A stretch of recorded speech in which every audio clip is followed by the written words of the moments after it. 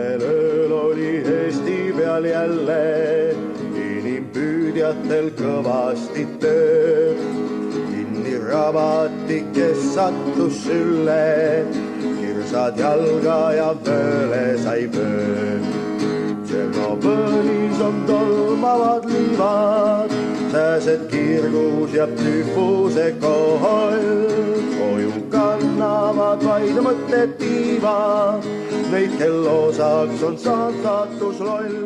По предварительным данным, авария произошла в одном из помещений 4-го энергоблока и привела к разрушению части строительных конструкций здания реактора, его повреждению и некоторой утечке радиоактивных веществ. При аварии погибли 2 человека. 26. aprillil 1986 toimus Tšernobõli aatomilektrijaammas suur avarii ja esialgu see meid nagu ei puudutanud, sest me ei teadnudki sellest suurt midagi. 29. aprillil saates Vremja väike lõik oli, et väike avarii toimus ja 7. mail siis äkitse sain kutse uuesti kordusõppustele. Ma mõtlesin, et jama on jälle Nõukogude armee poolne, sest just 85 alles ma olin kuuajasel kordusõppusel just selles samas keemiaväe osas. Ja mõtlesin, et tulen klaarin ära, et kogemata jälle kutsuti uuesti mind. Aga siia sain majja sisse ja majast välja ei saanud, muidu kui ainult läbi ümberriietumise punkti, sõjaväeriided selga. Aga et mingi jama oli, sellest andis aimu üks asi, et kunagi kordusõppustele meestele ei antud uusi riideid. Meie saime kõik uued riided, uued saapad, uued rihmad, täielik uus varustus. Kokku käis Pärnumaalt üle 450 mehe ja Eestist peaaegu 5000. 89. aastal oli vaja kuidagi organiseeruda ja siis moodustati või asutati Pärnumaa Tšernobõli ühendus Gamma. Nii et me oleme natuke nooremad siis kui see avarii. Ja ega meil väga suuri ambitsioone ei ole, väga suuri rahasid meil liigutada ei ole, aga vähemalt korra aastas käime koos ja siiamaani oleme püüdnud ka vajadusel nõu ja jõuga aidata, kui kellelgi midagi vaja on. Ja 5 aastat tagasi siin samas Raeküla kooli juures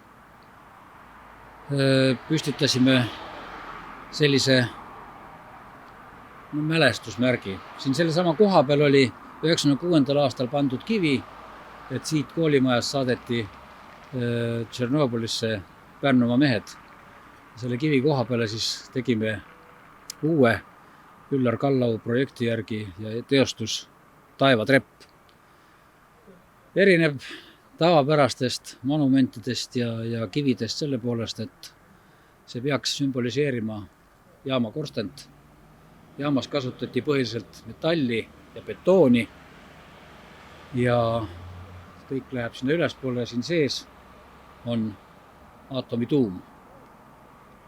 Need materjalid kõik on töötlemata ehk siis vananevad ja lagunevad ajaga omasoodu, nii nagu loodus on ette nähtud.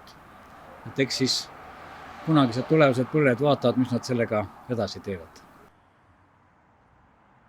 1,5 aastat tagasi alustasin piltide korjamise sellest ajast, sest milles oli küsimus? Algul need, kes me esimestena viidi, meil ei olnud kellelgi fotoaparaati kaasas. Siis kui tekkisid, osadel korjati isegi aparaadid ära ja need filmid ja pildid, mis olid, neid hakkasime koguma. Ja mul on muidugi, kes kuuleb, palve, kellel on veel neid pilte sellest ajast. Tähtis on see, et iga seal käinud mees oleks jäädvustatud ja jääks kas või pildi peal ajalukku. Pilte peaks olema muuseumis vähemalt kusagil üle 300. Ainuke üks viga on selles, et katsu nüüd 35 aastat möödas on öelda, kes just täpselt on pildil, aga nendel piltidel on põhimõtteliselt eestlased, sest koos olid lõpuks eestlased, lätlased ja leedulased. Ja kahjuks 86. aasta jaanipäeva tähistamiseks, mis küll kuulutati spordipäevaks, on ainult üks pilt, sest tolleaegsele sõjaväe juhtkonnale jäi aru saamata, mis on jaanipäev. Aga kuna on lätlastel, leedulastel ja eestlastel on selline tähtis päev, sellega tekkis suur probleem. Nagu leedulased ütlesid meie väeosa juhtkonnal, 2 asja. Kas tähistatakse jaanipäeva või kui tähistada, siis on 1200 väikest lõket. See tähendab 1200 jaotelki oleks 2,5 minutiga maha põlenud. Tšernobõlis on tolmavad liivad, sääsed kirgus ja tühvuse koll. Koju kannavad vaid mõtted tiivad, neid kel osaks on saanud saatus loll. Kes on lugenud Sergei Blochi raamatut Tšernobõl, seal ta ütleb, et me olime juuksekarva kaugusel, et oleks võinud elu maakeral lõppeda. Õnneks nii ei läinud. Ei mootorratas, ei auto, ei buss, ei lennuk, ei rakett, ei laev, praam, ka tuumajaam ei ole ohtlik. Ohtlik on inimene, kes seda kasutab. Paraku on inimene loodud ekslikuks. Siia panime 5 aastat tagasi mälestusmärgi Taevatrepp. Olete kõik kindlasti lugenud, mis siia on kirjutatud. Inimese püüe eirata loodusseadusi põhjustas 86. aasta 26. aprillil Tšernobõli aatomilektrijaama 4. reaktori plahvatuse. Avarii tagajärgede likvideerimistöödele saadeti kiirkorras üle 600 000 inimese, teist 4800 eestimaalast. 35 aastat läks mulle adumiseks, et 4800 on väga vähe, sest selle arvu sees on ainult need mehed, kes võeti kordusõppustele. Seal sees ei ole neid, kes sõjaväeteenistuse ajal sattusid Tšernobõli. Ainuüksi Pärnumaal on neid 15 meest. Seal ei ole ka tegelikult sees neid kaadrisõjaväelasi, kes nii Pärnus kui ka Kohtla-Järvel olid oma postidel ja saadeti sinna. See muidugi ei anna palju, 300-400. Ohvrite arvu ei tea keegi. 600 000 võttis osa, üks teine väidab, et 1 000 000 inimest käis seal Tšernobõli tuumajaamast läbi, aga see tuumajaam Ukraina jaoks on selline, seal nii-öelda veteranide arv kasvab, sest tegelikult inimesed saavad seal töötada maksimaalselt 6 kuud ja siis tulevad järgmised. Ehk siis see 6 kuud töötatakse nii, et 2 nädalat kohal, 2 nädalat kodus. Ja väga paljud on neist nii-öelda turistigiidid seal tegelikult. Aga see on sündmus, mis on meid kõiki muutnud. Me ei saa mitte kunagi teada, kuidas oleks meie elu läinud siis, kui seda õnnetust poleks juhtunud. Me ei saa teada seda, kuidas need 120 meest, Pärnumaa meest, kes on lahkunud teispoolsusesse, kas oleks neist pooled alles või oleks nad kõik alles või mis iganes. Me ei tea, kuidas see läheb, aga me loodame, et asi läheb paremaks. Ja nagu paradoksis praegu samasugune keeruline situatsioon, et terve maailm on üks tsoon. ei saa reisida, ei saa kodust ära minna, ehk sa oled piiratud tegevusväljaga. Aga kõik läheb mööda, nagu ütles kunagi Urmas Alender oma laulus, ja loodame, et hästi. Ma tänan teid kõiki, et te siia tulite, et te meid vaatate ja tänase, ma ei ütle, selle 35 aasta taguse sündmuse äramärkimiseks on meie poolt, siis juhatuse poolt tule show, tule etendus, Taevatrepp. Aitäh teile!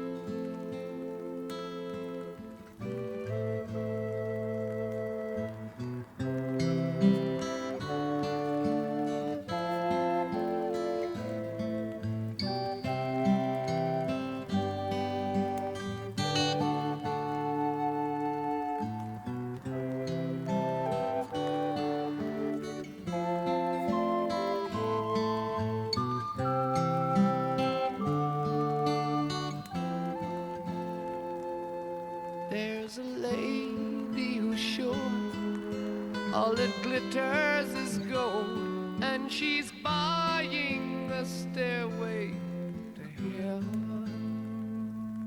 When she gets there, she knows if the stores are all closed, with a word she can get what she came for.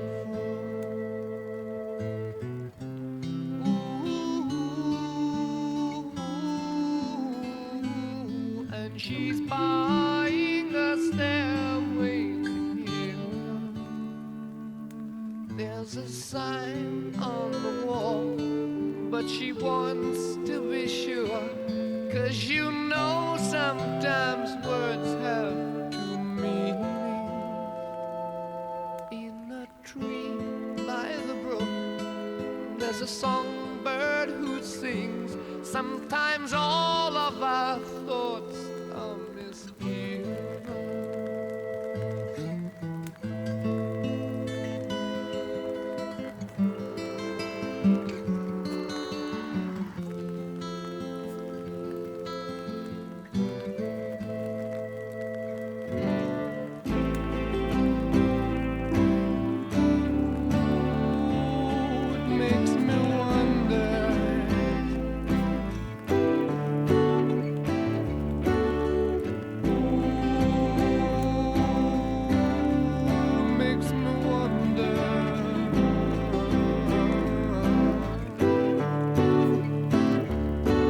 a feeling I get when I look to the west, and my spirit is crying for leaving.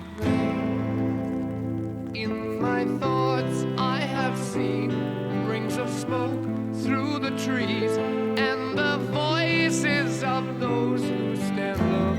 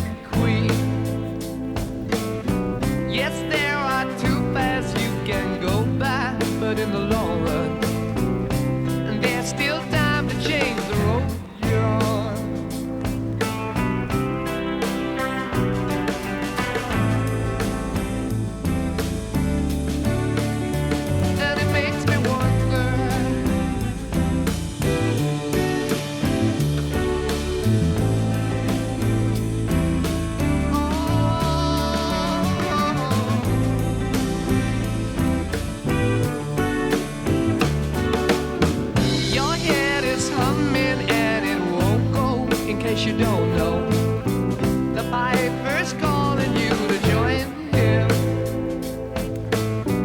Dear lady, can you hear the wind blow? And did you know your stairway lies on the whispering wind?